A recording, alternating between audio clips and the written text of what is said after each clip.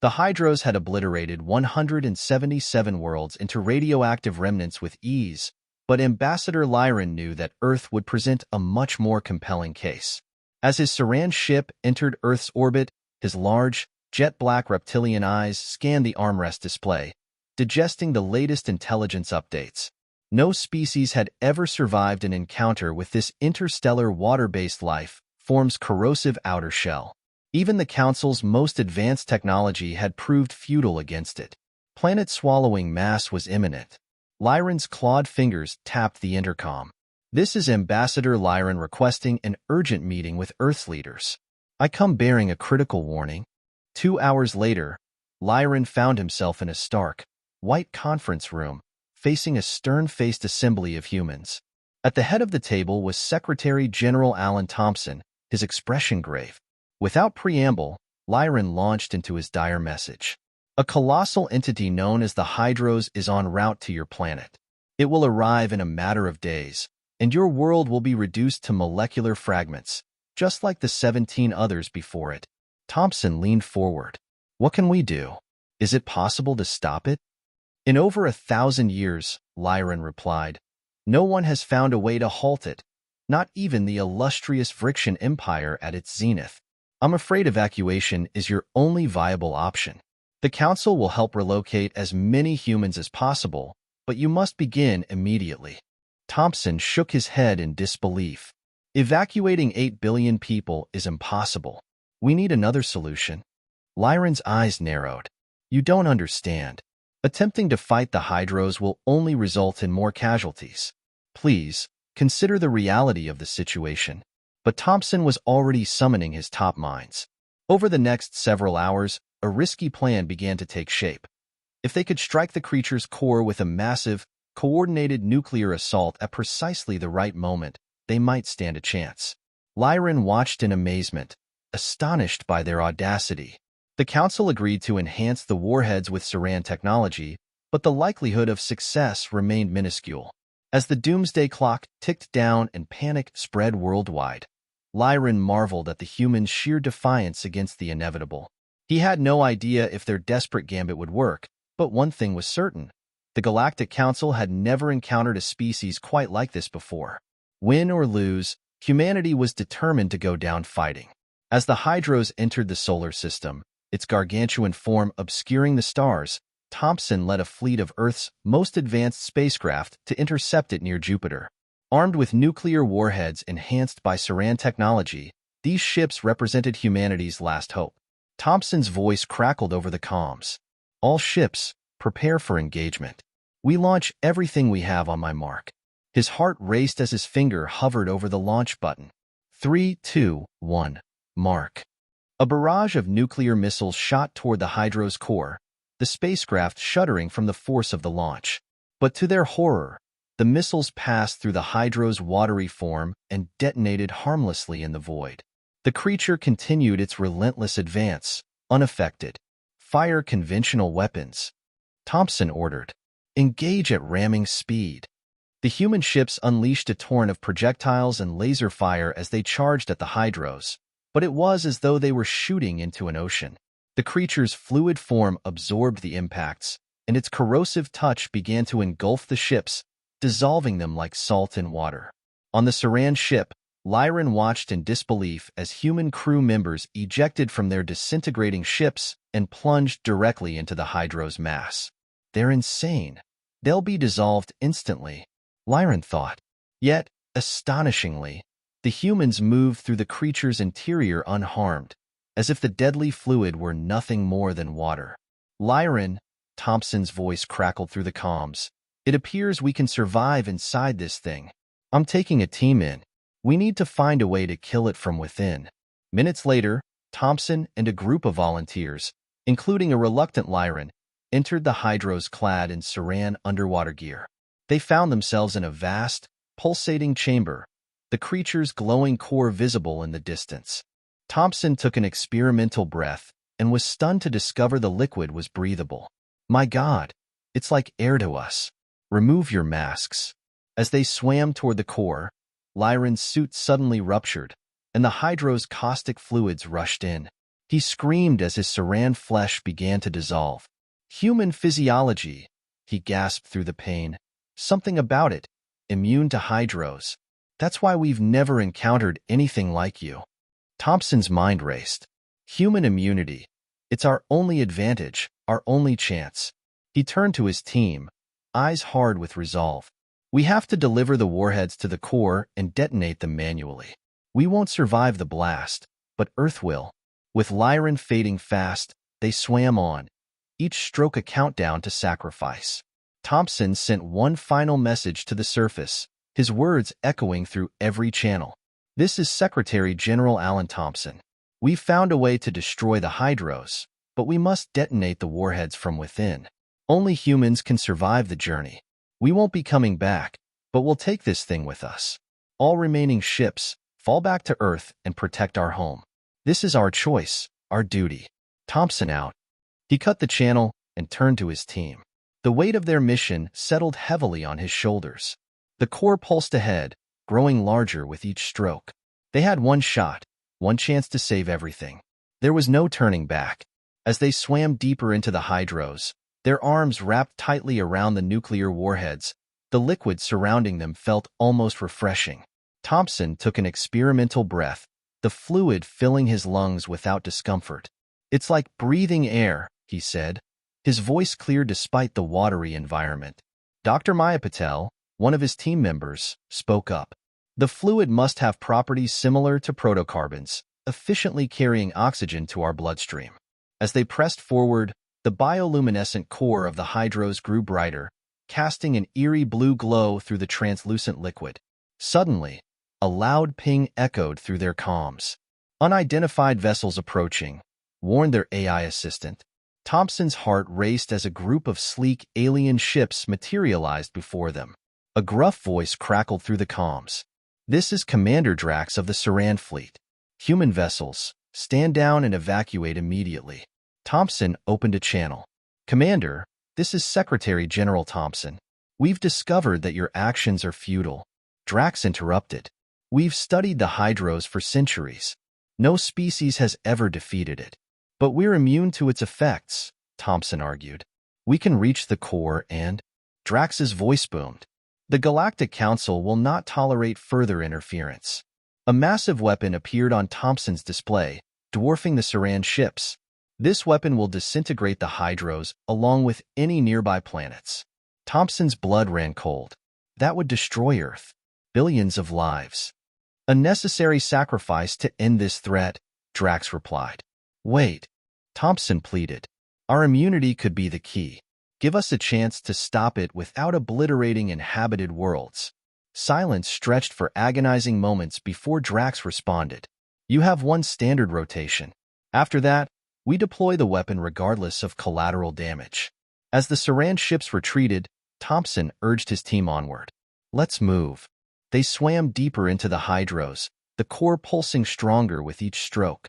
Suddenly, the liquid around them began to shift and coalesce. Watch out! Thompson shouted as a massive tentacle formed, swinging toward them. The team scattered, narrowly avoiding the strike. More constructs appeared, bizarre amalgamations of Earth's prehistoric sea creatures, their teeth and claws made of solidified water. Thompson noticed the constructs focusing their attacks on the few remaining Sarians. The hydros must see them as the greater threat. Fighting through waves of watery monsters, they finally reached the core, a swirling vortex of energy at the center of the hydros. Plant the warheads, Thompson ordered. As they worked, the hydros convulsed violently, energy pulses rippling through its body, growing in intensity. It knows we're here, Dr. Patel shouted. We're running out of time. Thompson made a split-second decision. We don't have time to plant them all. We'll detonate what we have and hope it's enough. He opened a channel to Drax. Commander, we're activating the warheads. We need immediate extraction. Understood, Drax replied, surprise evident in his voice. Launching rescue pods now. Everyone out, Thompson yelled. They swam frantically through the hydro's interior, dodging energy pulses and water constructs. Thompson clutched the detonator, his thumb hovering over the button. As soon as they cleared the outer membrane of the hydros, Thompson pressed it. The explosion rocked the creature from within, a blinding light erupting from its core. Rescue pods scooped up the survivors, including a dazed Lyran, as they rocketed toward the surface. Behind them, the hydros disintegrated into shimmering particles, its colossal form dissolving into nothingness. The threat had been eliminated. On Earth, a weary yet victorious Secretary General Thompson gazed at the Saran ships as they departed, his heart heavy with the weight of their sacrifice. In the coming days, as humanity rebuilt and mourned, the Galactic Council observed with newfound respect for the species that had defied all odds. For the first time in history, a species had triumphed over the hydros, not through superior technology but sheer willpower and an indomitable spirit. The aftermath, a new dawn for humanity and the Galactic Council. The debris of the hydros scattered across the solar system like cosmic confetti, and Earth's skies cleared. Humanity stood on the brink of a new era, their world spared from annihilation but deeply scarred. Secretary General Alan Thompson and his team were hailed as heroes, but the cost was profound. Families mourned lost loved ones, and the scars of the near catastrophe ran deep. Yet, as the dust settled, a new chapter began to unfold, one that would reshape humanity's place in the galaxy. 2 months later, the Galactic Council Summit. The Galactic Council convened for an emergency summit to address the unprecedented events. The Council Chamber, a vast and opulent hall filled with representatives from numerous starfaring species, buzzed with speculation and anticipation. At the center of the chamber floated a holographic projection of Earth, its blue and green hues striking against the backdrop of interstellar darkness. Lyran, still bearing the injuries from his encounter with the hydros, stood beside his Saran colleagues, his scales a mix of frustration and admiration. As the council debated, whispers of human resilience and ingenuity filled the room. Finally, the council's chair, a dignified, silver-scaled being known as Tlar, raised her hand for silence. "The hydros have been defeated," Tlar began, her voice echoing across the chamber. "And though it is clear that humanity possesses an extraordinary will to survive, we must acknowledge the events that have transpired and the implications for our collective future." Lyran stepped forward. "The hydros was a threat we could not understand or overcome until we encountered humans. Their unique biology proved to be the key. I believe their immunity to the hydros is a critical factor we must study further." A murmur of agreement spread through the chamber. Tlar nodded. "Indeed, humanity's unexpected survival challenges many of our long-held beliefs about the limits of adaptation and resilience." The Council's Science and Exploration Committees were tasked with collaborating with human researchers to explore the biological anomalies observed during the hydros encounter. It was clear that Earth and its inhabitants had something unique to offer the galaxy. On Earth, rebuilding and reflection. Back on Earth, humanity faced the dual task of mourning and rebuilding. The scars of the hydros conflict were not just physical but emotional and psychological. Memorials were erected to honor the fallen, and a global effort began to integrate new technologies and knowledge acquired from the encounter. Secretary General Thompson, though now a symbol of resilience, carried the weight of leadership with renewed determination. His focus turned toward strengthening Earth's defenses and preparing for future galactic engagements. The successful repulsion of the hydros demonstrated that humanity was capable of extraordinary feats when pushed to the brink, but it also revealed vulnerabilities that needed to be addressed. In the wake of the crisis, Earth began forging alliances with other species, starting with the Saran, who had witnessed humanity's strength firsthand. The Galactic Council offered Earth membership as an observer, granting the planet a voice in interstellar matters. The significance of this gesture was not lost on Thompson and his peers. The relationship between Earth and the Galactic Council marked a new era of collaboration. 6 months later, a new beginning. In the Galactic Council's expansive hall, now adorned with flags from newly inducted member planets, Earth's representative, an esteemed scientist and diplomat, took her place among the Council members. The integration of Earth's scientific community into the Council's framework was a symbol of unity and progress. Lyran, observing from a nearby vantage point, approached the human representative, Dr. Maya Patel, who had played a crucial role in the Hydra's defeat. Dr. Patel, your species' contributions to our understanding of life and resilience have been invaluable. Patel offered a tired but proud smile. We've learned much from this ordeal, and we're eager to continue our partnership. The galaxy is vast, and there's so much more to discover together. As the Council's session commenced, discussions turned toward collaborative projects and shared goals. The renewed focus was on exploring uncharted territories, developing new technologies, and fostering peaceful relations among diverse species. Earth's unique insights into adaptation and survival were now part of the galaxy's collective knowledge.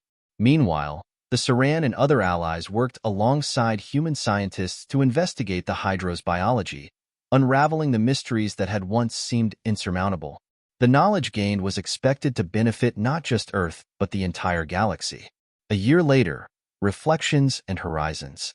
As Earth settled into its new role on the galactic stage, Secretary General Thompson addressed a global audience. 1 year ago, we faced a threat that seemed insurmountable, but through our courage, ingenuity, and unity, we have not only survived but thrived. The galaxy is now our shared home, and our journey has only just begun. Across the cosmos, the legacy of the Hydra's conflict was a reminder of the vast and interconnected universe. Earth's struggle and triumph became a symbol of hope and possibility, a testament to the power of determination and the potential for collaboration. The Galactic Council, now with Earth as a respected member, continued to explore the universe, driven by the shared goal of discovery and peace. Humanity's place in the stars had been secured, not just as survivors, but as active participants in the grand tapestry of galactic civilization. And as the stars shone brightly over the Earth, the planet stood as a beacon of resilience and hope, ready to face the future with unwavering resolve and a newfound sense of unity among the stars. In the heart of the Galactic Council's sprawling headquarters, preparations for the first interstellar summit featuring Earth as a full member were underway. The once empty halls now thrummed with anticipation as representatives from across the galaxy gathered to discuss the future. The atmosphere was charged with excitement, tempered by the weight of recent events. Dr. Maya Patel, Earth's lead envoy, stood beside Secretary General Alan Thompson and other key figures. Their mission was to solidify Earth's place within the Galactic Council and to advance collaborative projects that would benefit all member planets. The summit promised to be a turning point, an opportunity to redefine the dynamics of interstellar politics and science. The Council's chair, Plar, began the session with a speech acknowledging the progress made since the defeat of the Hydros. Today, we stand on the brink of a new era, she said, her voice echoing across the chamber. Humanity's bravery and resilience have shown us that even the most insurmountable challenges can be overcome through cooperation and ingenuity. As discussions commenced, the agenda included groundbreaking initiatives, joint scientific missions, shared defense technologies, and cultural exchanges aimed at fostering deeper understanding among species. Earth's unique biological insights were to be integrated into galactic research programs, and in return, Earth would benefit from advanced alien technologies and knowledge. Earth's new role: integration and innovation. On Earth, the integration into the Galactic Council led to a surge of innovation and optimism. The Aquanauts program, initially conceived as a response to the Hydra's threat, expanded into a broader initiative. Human scientists and engineers worked alongside their galactic counterparts to develop advanced technologies that leveraged Earth's unique biological attributes. Captain Sarah Chun and Dr. Marcus Reeves, among the key figures in the Aquanauts program, continued their work, now focusing on new challenges and opportunities in space exploration. Their achievements in adapting to hostile environments were applied to developing cutting-edge suits and equipment for use in extreme conditions across the galaxy. Dr. Patel's leadership in the Council also led to the establishment of the Earth Galactic Exchange Program. This initiative encouraged the flow of knowledge and technology between Earth and other planets, fostering collaboration on projects ranging from sustainable energy solutions to deep space exploration. An unexpected discovery.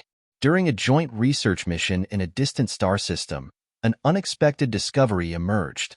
A remote, seemingly lifeless planet was found to harbor ancient ruins of an unknown civilization. Initial scans revealed the presence of strange artifacts and technology that appeared far advanced compared to known galactic standards. Dr. Patel, Captain Chun, and Dr. Reeves were among the first to investigate. The ruins hinted at a civilization that had achieved remarkable technological feats, possibly surpassing even the current capabilities of the Galactic Council.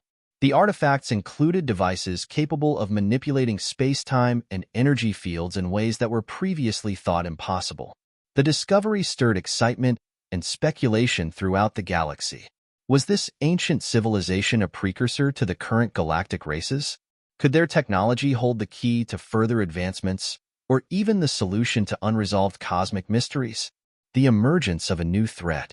Amid the excitement, a new challenge emerged. Reports from several distant planets indicated the appearance of unknown, hostile entities. These beings, exhibiting advanced technological capabilities, seemed to be probing the boundaries of known space. The Galactic Council, now bolstered by Earth's contributions, faced the prospect of another significant threat. Discussions quickly shifted to formulating a strategic response. Earth's experience in confronting existential dangers and its unique biological traits made it a critical player in the defense against these new adversaries. The Council's decision, preparing for the future. The Council called for a special session to address the emerging threat and to finalize plans for the continued integration of Earth into galactic affairs. Earth scientists, military leaders, and diplomats were tasked with leading the defense efforts and exploring the potential of the newly discovered technology.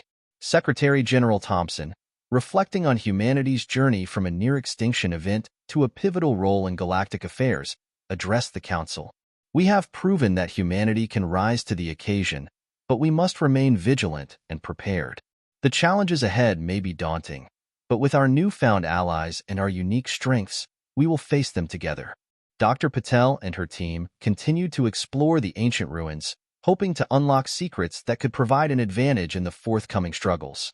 The mystery of the ancient civilization, combined with the threats posed by the new entities, created a sense of urgency and excitement. The path forward, hope and uncertainty. As the Galactic Council adjourned, delegates returned to their respective worlds with a renewed sense of purpose. The next steps for humanity and its allies were uncertain, but the path forward was filled with potential. The universe, vast and enigmatic, awaited exploration. Earth's place in this grand cosmic stage had been cemented, but the future remained open.